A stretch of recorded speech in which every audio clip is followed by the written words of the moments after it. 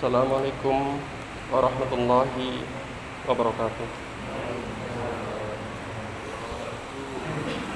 Innal hamdalillah nahmaduhu wa nasta'inuhu wa nastaghfiruh wa na'udzu billahi min syururi anfusina wa min sayyiati a'malina. May yahdihillahu fala mudhillalah wa may yudlilhu fala hadiyalah. Asyhadu an la ilaha illallah wahdahu la syarikalah wa asyhadu anna Muhammadan abduhu wa rasuluh. Allahumma shalli wa sallim ala nabiyyina Muhammad wa ala alihi wa sahbihi ajmain wa man tabi'ahum bi ihsanin ila yaumiddin. Amma ba'd. Jamaah salat zuhur yang dirahmati Allah Subhanahu wa taala, marilah pertama-tama kita panjatkan puji syukur kehadirat Allah Subhanahu wa taala sehingga pada hari ini kita sudah menginjak hari ke-23, dan tentunya salat serta salam semoga senantiasa tercurah kepada baginda Rasul Muhammad sallallahu alaihi wasallam. Hadirin salat zuhur yang berbahagia, menjelang akhir Ramadan ini, selain ibadah puasa, ada ibadah lain yang perlu kita perhatikan dan perlu kita tunaikan. Sebagaimana di dalam surat Al-Baqarah ayat 43, wa aqimus salata wa atuz zakah, dan dirikanlah salat dan tentang macam-macam zakat pembagiannya dan seterusnya sudah cukup masyhur dan banyak yang membahas dari kalangan para ulama maupun para asatidz.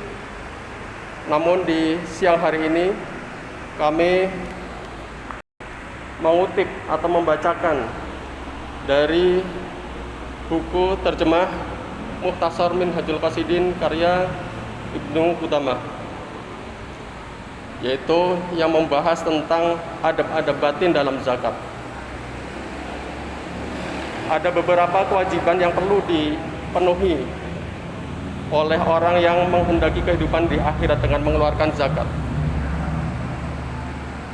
Yang pertama, dia harus memahami maksud dari zakat yang diantaranya meliputi 3 hal.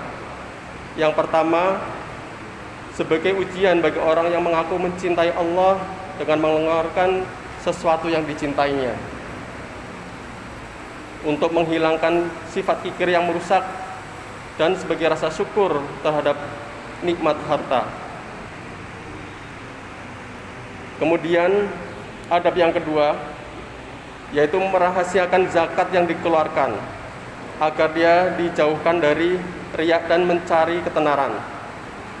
Di samping itu, mengumumkan zakat ini juga merupakan penghinaan secara tidak langsung kepada orang miskin atau yang menerima zakat. Selanjutnya, adab yang ketiga, tidak merusak zakat dengan menyebut-nyebut zakat yang dia keluarkan dan menyakiti hati orang yang diberikan zakat. Jika seseorang melihat dirinya dengan berbuat baik kepada fakir atau memberikan sesuatu kepadanya, mungkin itu sesuatu yang dianggap biasa.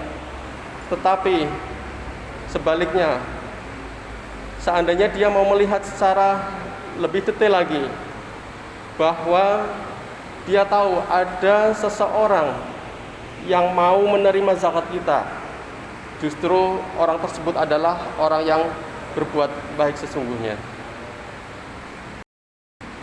Kemudian adab yang keempat, harus menganggap remeh mengeluarkan zakat.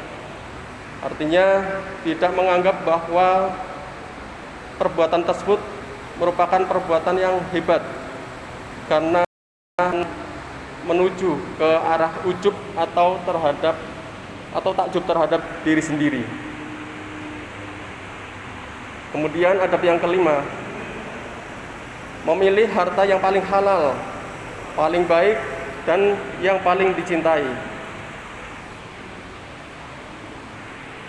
Sebagaimana firman Allah Subhanahu wa taala dalam Al-Baqarah ayat 267 yang artinya, dan janganlah kalian memilih yang buruk-buruk lalu kalian nafkahkan daripadanya, karena sesungguhnya Allah itu bagus dan tidak menerima kecuali yang bagus-bagus.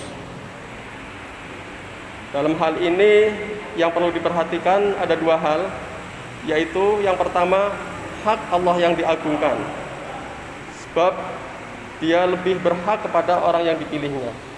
Kemudian yang kedua adalah hak dirinya. Apa-apa yang dikeluarkan tentunya akan kembali kepada dirinya sendiri, tentunya di hari kiamat nanti.